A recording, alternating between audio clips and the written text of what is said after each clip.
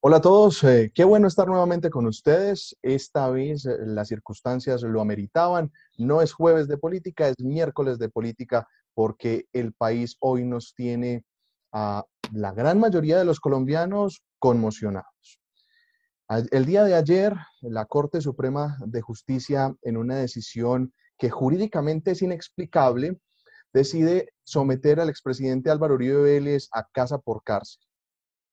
Digo jurídicamente inexplicable porque él ha sido cumplidor de la ley, ha participado de todas las audiencias a las cuales ha sido convocado, lo que garantizó siempre fue su comparecencia. Las pruebas ya reposan en el expediente abierto en su contra, por lo cual él no puede hacer ningún tipo de manipulación sobre ellas y no se entiende entonces cómo la Corte decide que es un peligro para la sociedad que el presidente siga en libertad. Tengo el honor de que me acompañe hoy la senadora Paola Holguín. Ella es senadora por el Centro Democrático, comunicadora social periodista de la Universidad Pontificia Bolivariana de Medellín, magíster en estudios políticos, además con estudios en seguridad y defensa nacional y lucha contra el terrorismo y contra insurgencia. Senadora, para mí es un honor que me esté acompañando el día de hoy en Miércoles de Política. Bienvenida. Muchas gracias, doctor Jorge Luis. Y como usted lo dice, este es un momento excepcional que amerita medidas excepcionales, como adelantar un día su análisis político. Muchísimas gracias por aceptar esta invitación en medio de este panorama político convulsionado y bueno, de todas las obligaciones que le aquejan.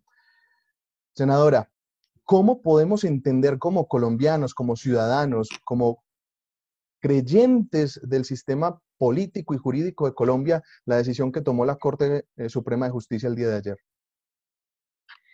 Yo creo que es muy difícil entenderlo. Yo no sabría cómo explicarle a un colombiano que la misma corte que decidió dejar libre a Santrich porque no representaba un peligro para la sociedad para que se defendiera en un proceso en su contra, una persona que pertenecía a una organización narcoterrorista y que tenía varias condenas, y al expresidente Uribe decide eh, privarlo de la libertad y no permitirle un derecho fundamental para defenderse, cuando, como usted bien lo ha dicho, él siempre ha compadecido a los llamados de la justicia y de hecho esa misma corte le negó un derecho que él tenía en su defensa, que era presentar una versión libre.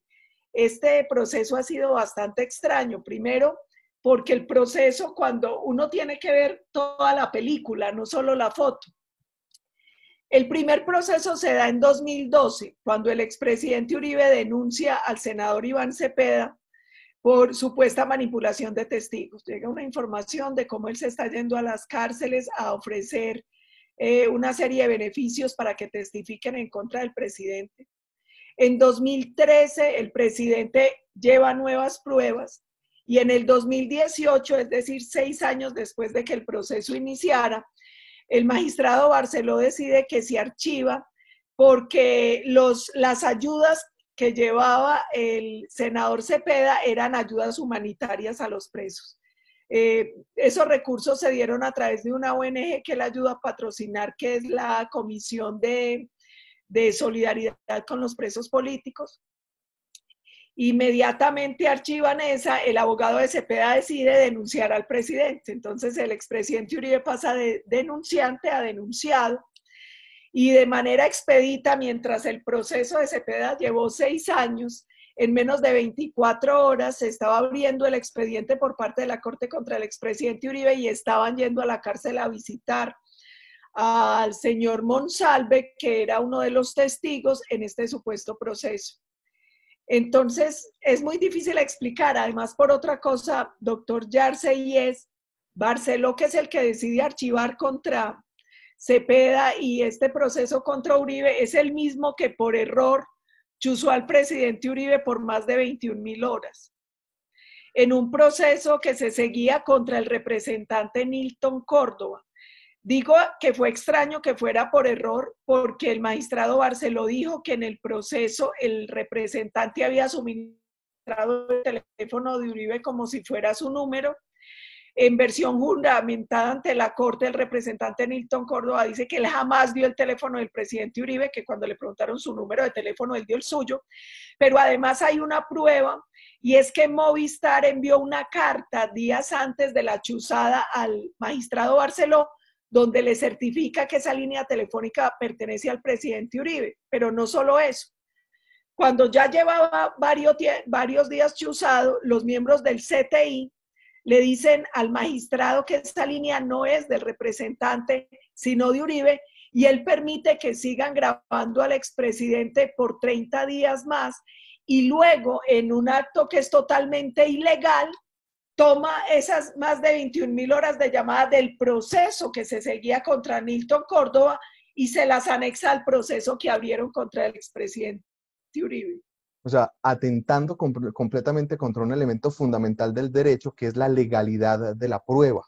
Para los que ven este video, las pruebas no simplemente basta con que se aparezcan dentro de un proceso, sino que tienen que cursar un procedimiento, cumplir con unos elementos esenciales para que puedan ser consideradas dentro del proceso. Eso se llama la legalidad, que sean legalmente obtenidas. Y en este proceso en particular, la prueba no fue legalmente obtenida, aunque después la Corte Suprema de Justicia, con un procedimiento completamente extraordinario, las legalizó por defecto, porque así lo consideró. Ese es un elemento muy importante dentro de esa consideración. Y además, doctora, habría que establecer también que esa misma Corte es pues la que comenzó el proceso, lo archivó y abre este nuevo proceso en contra de Uribe. Es la misma Corte que tiene magistrados cuestionados por su actividad pública y privada. Entonces, los cuestionamientos que se les hace internamente parece que buscan una réplica externa para deshacerse de ellos ante la opinión pública. Además, ahí hay un tema importante, doctor Yarse, y es que el ponente en este caso, que es Reyes, fue compañero de la esposa de Cepeda. En un proceso anterior, la magistrada Lombana le había pedido que si él tenía una relación, si había tenido una relación laboral o de amistad con la esposa del senador Cepeda, y él nunca lo aclaró, no validaron la recusación, a pesar de que es cierto que en USAID trabajaron juntos, Reyes y la esposa de Cepeda. Reyes nunca respondió a esa pregunta, nunca respondió si era verdad o no, pero además tampoco respondió si era cierto que él había amenazado al fiscal Hernández, que en su momento se denunció, un magistrado que había sido nombrado por Montealegre, es decir, cero afinidad con nosotros, y ese fiscal Hernández había concluido en su investigación que el expresidente Álvaro Uribe no tuvo nada que ver con sobornos a los testigos. A pesar de que el fiscal concluye eso, o al haber concluido eso, parece que el juez Reyes amenazó al fiscal y él nunca ha respondido por esa denuncia a la amenaza contra ese fiscal. Doctora, ¿por qué queda siempre la sensación de que el sistema judicial en Colombia, y sobre todo lo que concierne a la cúpula, a las grandes corporaciones, a las corporaciones de cierre, a nuestras cortes, están tan permeadas por la política? Yo creo que lamentablemente nosotros ahí tenemos un problema que es una urgencia en Colombia, y es una reforma estructural a la justicia.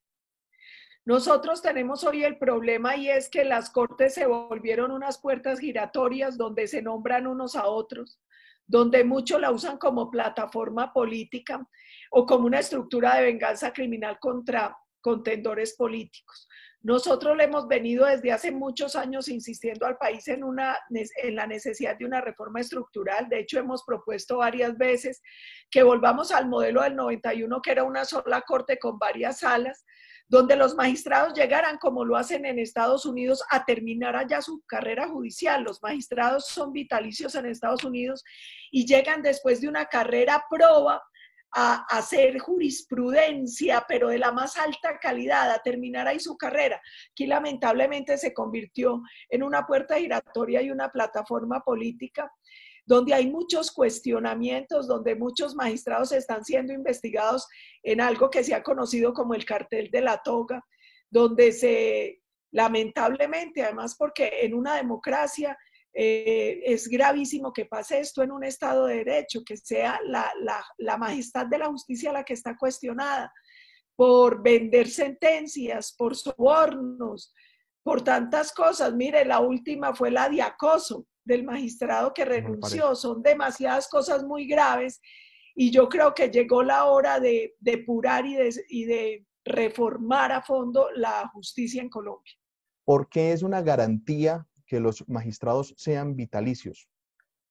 Porque no terminan usando como plataforma política o como un tema de favores para pasar de una corte a otra el puesto, sino que llegan allá a acabar su carrera judicial, llegan a una edad avanzada, cuando ya han tenido una trayectoria impoluta que certifica la calidad de los magistrados y ya saben que ahí termina su carrera, que no van a... que no la pueden usar como una plataforma para una aspiración a otros cargos, sino que finalmente es ahí, en esa gran majestad que debe tener la justicia, donde ellos van a terminar su vida, digámoslo, dentro de todo el sistema judicial. Entonces yo creo que eso es una garantía. Ahí también podríamos sumar que resulta una garantía en la medida en que no importan los gobiernos que estén de turno, los magistrados se podrían apartar un poco de ese fenómeno político y dedicarse a protegernos a los ciudadanos en el ejercicio de la justicia. Además, porque nosotros hemos dicho una cosa, doctor Yarse, es normal que los seres humanos tengan, digámoslo, afinidades políticas o ideológicas, eso no tiene nada de malo, pero el ejercicio judicial, el ejercicio en la justicia exige imparcialidad a la hora de la toma de decisiones, exige que usted se separe para que pueda obrar de acuerdo a la Constitución y la ley, no de acuerdo a sus inclinaciones políticas. Que es donde nos debería llevar a resultados semejantes en casos semejantes, lo que no pasó el día de ayer. Exactamente, porque es que en serio para uno es muy difícil explicarse que no sea un peligro Santrich y que lo sea el expresidente Uribe.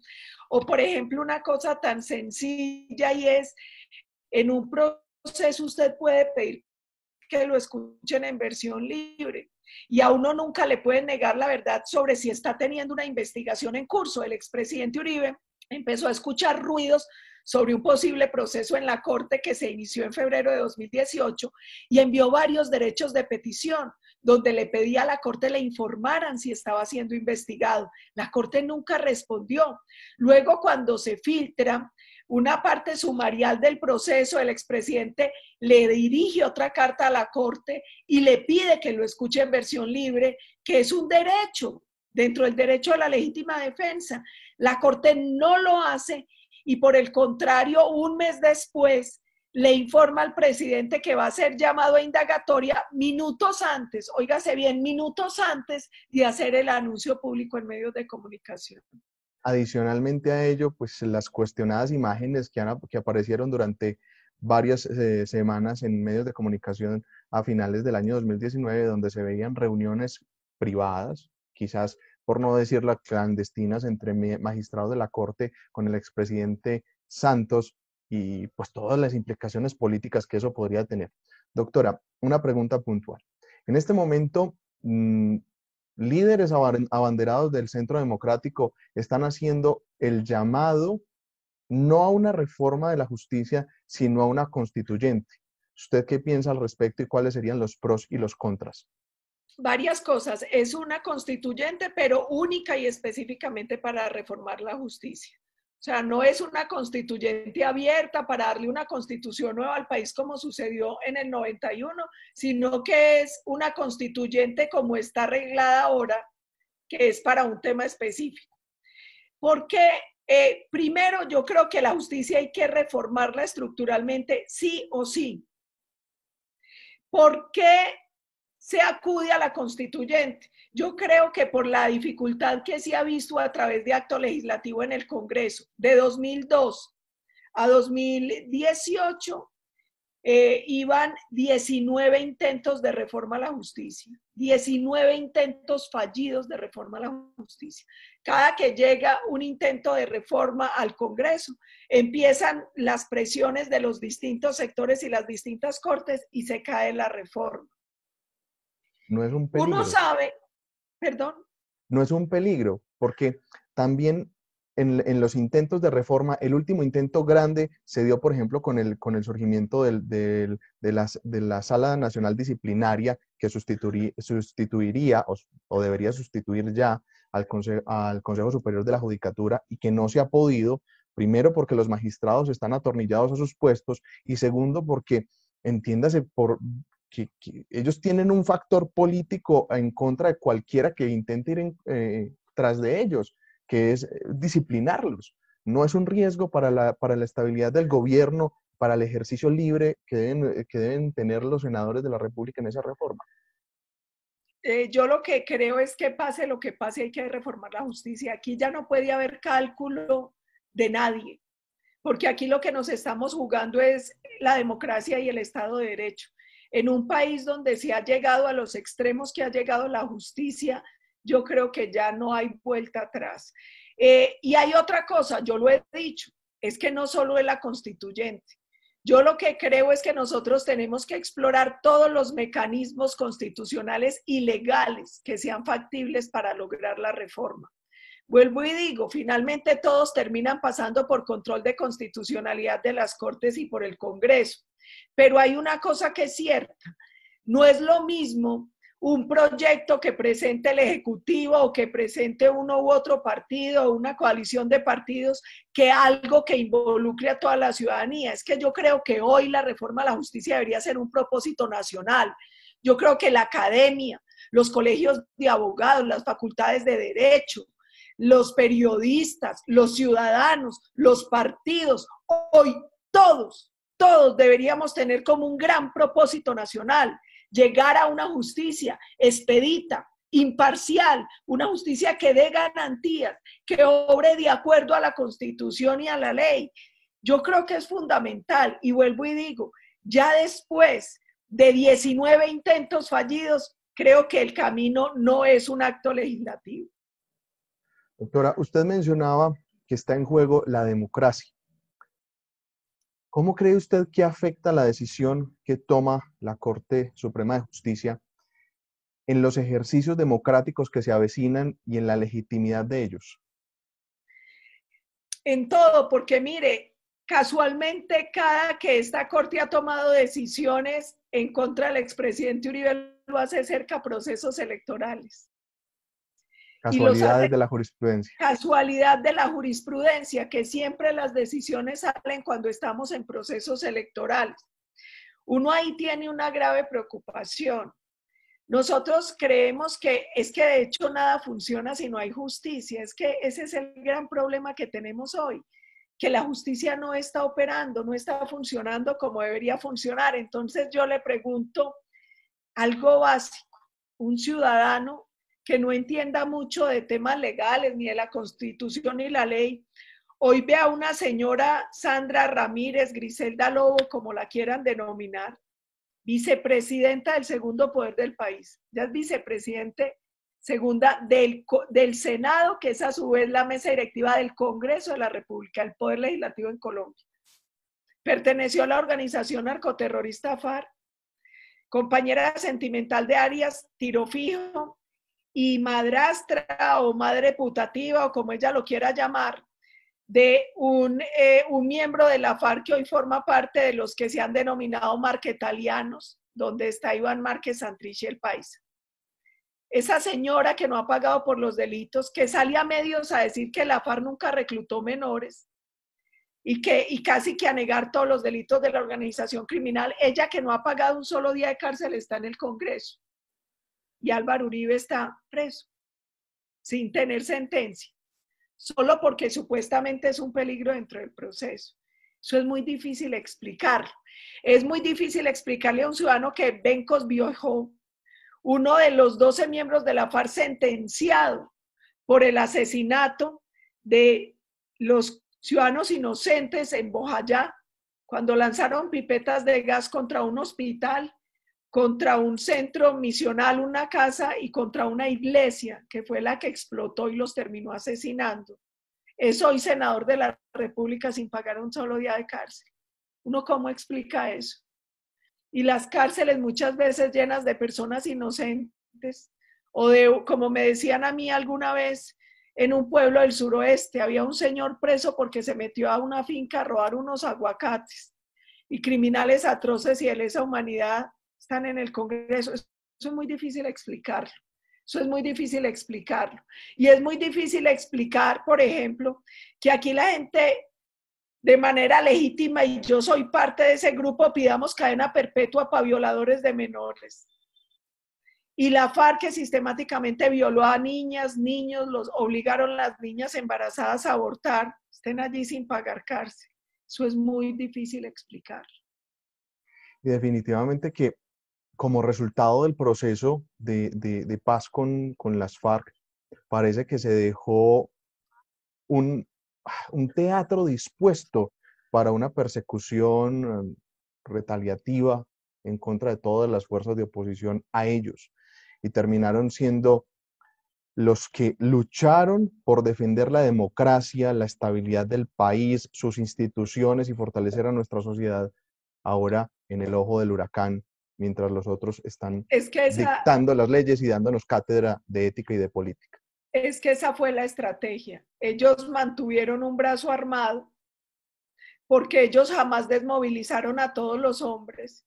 Y hoy no hay ni siquiera 3.000 miembros de la FARC en las zonas, en esos espacios territoriales de los supuestos 13.000 que desmovilizaron. Hoy no hay ni siquiera 3.000 allí. Muchos de los que se fueron volvieron a las armas a través de lo que hoy llaman disidencias o del ELN, el clan y otras estructuras criminales. Ellos mantuvieron, no desmovilizaron un solo miliciano, las milicias continuaron haciendo política, reclutamiento y todo el trabajo que hacían. Ellos lograron un tribunal de venganza criminal que es la JEP, que los ha dejado en libertad, que les ha borrado los antecedentes mientras llevan a comparecer en audiencias públicas maltratando a los miembros de las fuerzas militares y de policía. Ellos están hoy sentados en el Congreso sin pagar un solo día de cárcel, mientras nos denuncian a todos y nos llevan a la cárcel. Es que yo, por ejemplo, hoy tengo una denuncia, entre las muchas que tengo, que me interpusieron los miembros de la FARC por unos carteles que yo puse con las fotos y con los crímenes por los cuales eran buscados por la justicia. Y ahora resulta que ellos me denunciaron a mí porque ellos creen que al haber firmado el acuerdo y Santos haberles dado impunidad, no tenemos ningún derecho, pero sí tenemos, porque es que los muertos no han resucitado. Además, y los secuestrados que murieron en poder de ellos tampoco resucitaron. Además que confunden la injuria y la calumnia con su supuesta verdad o posverdad. No podemos borrar lo que hicieron. Y las condenas, aunque no se puedan ejecutar, son condenas en su contra. Y decir lo que hicieron no es ni injuria ni calumnia. Es simplemente hacer memoria histórica de lo que fueron ellos como actores armados ilegales en el país.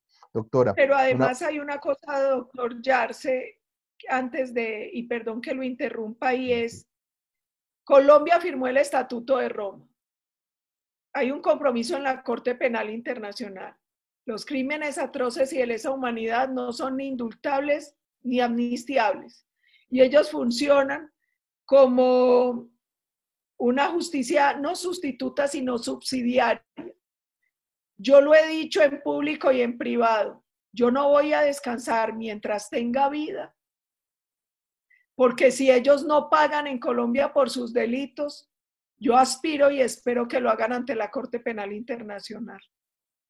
Doctora, para quienes nos están viendo, significa que la Corte Penal Internacional, al ser subsidiaria, cuando el Estado no puede o no quiere juzgar estos delitos que son considerados de lesa humanidad, ella ingresa por derecho propio, dado que nosotros somos firmantes del acuerdo internacional que activó la Corte Penal Internacional, entran por derecho propio a juzgar estas conductas. Esa es una posibilidad real hoy en Colombia en contra de las FARC y esperemos pues que la justicia llegue en algún momento. Doctora, una última pregunta. ¿Cree usted que esta decisión que toma la Corte Suprema de Justicia en contra del presidente Álvaro Uribe sea un mecanismo político para afectar la imagen del expresidente, para afectar la imagen del actual gobierno y con ello horadar la acción del partido y de la coalición? Yo creo que sí, yo creo que este no es, cuando uno estudia a fondo el proceso, se da cuenta que aquí no hay decisiones en derecho. Se da cuenta también que aquí hay sectores, muchos sectores de la izquierda radical internacional, de la FARC, distintos sectores que orquestaron todo este movimiento y que han hecho carrera con una labor de desprestigio de la imagen y la obra del expresidente Uribe. No es gratuito Matarife, no es gratuito las columnas y los blogs que se han dedicado y ciertos políticos a estar repitiendo que el expresidente Uribe es un criminal sin ninguna prueba, simplemente es como la estrategia hitleriana de estar repitiendo una gran mentira tantas veces hasta que la convierten en verdad. Eso es lo que se ha hecho acá, pero yo creo que mientras exista un solo colombiano con memoria, con capacidad, aquí vamos a estar para dar la batalla y para decir la verdad y para exigir que se haga justicia. Bueno, doctora, antes de terminar, quiero compartirle una pregunta que nos llega a través de Instagram de Brian. Brian nos pregunta que si, bueno, sobre un comunicado, una expresión que se difundió sobre los medios de comunicación de un llamado que usted hizo a las fuerzas armadas, a los reservistas activos para levantarse en armas, o por lo menos eso quieren hacer ver los medios de comunicación. Y Brian, alrededor de ese tema, pregunta que si eso es posible y si no resulta contradictorio llamar a un levantamiento en armas en contra de un gobierno que es un gobierno de su propio partido. Yo creo que ahí, Bueno, doctora, hay que hacer una aclaración. varias cosas y es, la primera, yo tengo un grupo bastante numeroso de malquerientes que siempre sacan de contexto lo que yo digo. Le pongo un ejemplo, hace un poco más de un año, creo yo, un periodista de cuyo nombre no quiero acordarme, escribió una columna infame diciendo que yo y mi familia que mi familia y yo, perdón, éramos criminales y bueno, inventó una cosa, mejor dicho, Pablo Escobar come chitos al lado de mi familia. A raíz de eso a mí me preguntan que cuál es mi respuesta, entonces en Twitter puse, ante la infamia mi única respuesta es no pateo perro muerto. Sí, una La respuesta gente que me famosa. conoce sabe que yo soy muy paisa, muy montañera, muy mal hablada y hablo mucho con dichos. Decir que uno no patea perro muerto es como cuando a uno la mamá le dice al bagazo poco caso. Esos periodistas salieron a decir que yo estaba amenazando de muerte a un periodista en ese momento. A mí me dio mucha risa porque de hecho salieron a decirles que ellos no necesitaban chaleco antibalas sino chaleco antirrefranes. Pero hicieron lo mismo. Ellos salen y dicen que yo estoy llamando al alzamiento en armas, entonces a mí me tocó transcribir el audio. El audio dice, buenas tardes, soy Paola Holguín, senadora de la República, y este es un mensaje para la Reserva Activa. Hoy no les voy a pedir que salgamos en defensa de Uribe porque es Uribe, o por defender un partido, sino por defender la justicia, el Estado de Derecho y la democracia. Es imposible pensar que el expresidente Uribe, que ha combatido al narcotráfico, al terrorismo desde la legitimidad de la Constitución, la ley y el respeto al Estado de Derecho, hoy tenga como verdugos a los criminales que quieren llevarlo a la cárcel. El llamado es a que nos ayuden. Yo les voy a enviar un documento resumen que elaboró el partido sobre el proceso. Yo les pido que con imparcialidad lo lean y nos ayuden pensando no solo en una persona, en un expresidente, sino pensando en lo que puede pasar con Colombia en el país. Un abrazo enorme. Ese ¿Sí? es exactamente el audio. ¿Por qué se lo mando a la reserva activa? Porque yo tuve el privilegio de hacer curso de reserva en la 4ª Brigada en el Batallón de Ingenieros de Bello. Yo no me gradué, pero sigo teniendo los mismos amigos de la reserva. Yo me tuve que retirar antes del grado para irme como asesora del presidente Uribe a Bogotá, pero yo sigo, de hecho, el que era en ese momento mi comandante, que es Echeverry, sigue siendo un gran amigo, y mi lanza William Montoya y todos seguimos siendo amigos. Yo les mandé eso porque yo estoy convencida de eso, que aquí todos tenemos que cerrar filas para hacer una defensa jurídica, porque aquí hay una gran infamia que hoy es contra Uribe y mañana es contra cualquiera. Por eso les digo, yo no estoy diciendo ni alcen en armas, ni saquen los fusiles, ni ahí les voy a mandar una caja de Galil. Les voy a mandar un documento jurídico, donde tenemos el timeline de lo que pasó. Eso fue lo que les mandé y ese es el llamado. Yo entiendo que hayan salido Bolívar, Guillén, claro, es que ellos son unos incendiarios y el ladrón juzga por su condición. Entonces ellos interpretaron así el audio, pero en el audio no hay ningún delito. En el audio lo que hay es un llamado a la acción, que además la tenemos que hacer todos los que nos decimos colombianos en defensa de este país, en defensa del Estado de Derecho. Entonces, me mantengo en lo que dije. Me mantengo, no le quito una coma a ese audio. El audio es mío, que no les quepa la menor duda, es mío, soy yo, es Pablo Holguín. Ya me anunciaron muchas denuncias, incluyendo la de ese señor que hizo Matarife, a la orden. Ya tengo muchas y a mí no me da pereza. Yo no soy abogado, pero soy feliz con los abogados elaborando todos recogiendo el material, el acervo probatorio y defendiéndome, porque como todo mundo aquí por deporte me vive injuriando, calumniando y me vive montando demandas, yo ya no, en la corte yo ya sé cómo llego y cómo entro y cómo salgo, porque me toca estar yendo a defenderme, entonces no tengo problema con eso, pero que no crean que a punta de denuncias, de chantajes, de calumnias, me voy a quedar callada, porque no.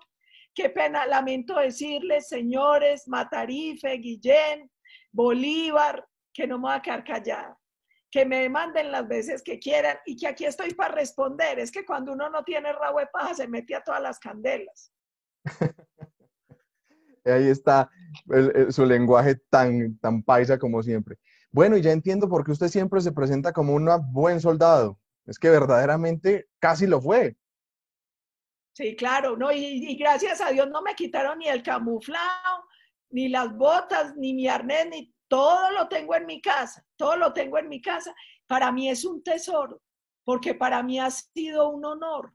Y yo entonces un día me decían, hombre, usted cómo ha batallado, venga, la graduamos, que es que igual a usted no le faltó nada, usted se tuvo que ir para Bogotá por una emergencia y les dije, no, porque yo quiero repetir el cursito y lo quiero repetir 1.000 veces, porque yo estoy camuflada por dentro y por fuera. Yo estoy convencida de la legitimidad, de la civilidad y del heroísmo de los soldados y policías de Colombia. De ahí no me muevo y no me voy a mover. Y ese es el sentimiento que deberíamos profesar todos los colombianos rodeando y defendiendo a nuestras Fuerzas Armadas. Doctora, para concluir, un mensaje concreto. ¿Qué podemos esperar de lo que viene en el proceso del doctor Uribe y qué debemos hacer como sociedad civil organizada? En una situación como esta, donde la justicia no está obrando en derecho, no se sabe qué va a pasar, pero sí sé qué tenemos que hacer. Y es, todos los colombianos, informémonos bien del caso, hagámosle un llamado a la comunidad internacional, hagámosle veeduría al proceso, no permitamos que se sigan cometiendo tantas infamias contra el expresidente Uribe ni contra ningún colombiano. Luchemos por reformar estructuralmente la justicia. Mire, no dejemos que unos sectores que llenaron de dolor, de sangre, de muerte este país nos lo arrebaten. La democracia es muy, muy fácil perderla y es muy difícil recuperarla. Mirémonos en los espejos de Nicaragua, de Cuba, de Venezuela, de tantos países que han pasado por momentos tan dolorosos. Y yo los invito finalmente a que se lean un texto muy lindo. Se llama la amnistía. Ese texto es de Díaz Balar y es del momento en que el Congreso cubano decidió amnistiar a Fidel Castro. Y ellos dicen que el problema de esa amnistía es que ellos no quieren la paz, ellos no quieren la democracia ni la legalidad, sino que quieren penetrarla para destruirla desde adentro y para imponer la más larga y dolorosa de las dictaduras. Eso pasó con Cuba, eso le pasó a Venezuela cuando amnistió a Chávez, y eso nos puede estar pasando hoy en Colombia cuando amnistiamos a la FARC. No se nos olvide, ellos no quieren la paz, ellos no quieren la democracia, ellos no quieren la institucionalidad, ellos nos quieren destruir desde adentro, lo que nos ha costado tanto, tanto forjar como república en 200 años. Colombia no es perfecta, nuestra democracia no es perfecta, ni lo son nuestras instituciones, pero este ha sido un proceso muy largo y muy doloroso. No dejemos que destruyan todo lo que ha costado tanto construir. Luchemos por el derecho que tenemos a seguir avanzando, a fortalecer y mejorar la democracia, las instituciones y la justicia. Luchemos para tener un país que garantice a todos libertad, equidad y oportunidades, porque es nuestro derecho y también es nuestra obligación. Cuando Dios le da a uno la bendición de nacer en Colombia, pues lo mínimo que tiene que hacer es hacerse moler por este suelo. Doctora, maravilloso ese mensaje final y verdaderamente un compromiso ciudadano, velar porque no sea Colombia el siguiente experimento desestabilizador de democracias o destructor de democracias. Muchísimas gracias, senadora, por habernos acompañado en este miércoles de política, primera vez, pero había que hacerlo así. Créame que para mí fue un honor haber compartido con usted este escenario y bueno, creo que nos deja reflexiones muy profundas. Estar atentos a lo que está pasando, estar atentos al verdadero desarrollo de este proceso y prestos a defender los retazos que nos quedan de democracia. Mil gracias, senadora, Muchas por estar aquí. gracias. Gracias a usted, doctor Yarce. Ahí le veo las 48 leyes del poder. Real, léalas, que hoy las vamos a necesitar más que nunca para defender este país. Así es, senadora. Senadora, feliz tarde y muchas gracias. Gracias a usted, doctor Yarce.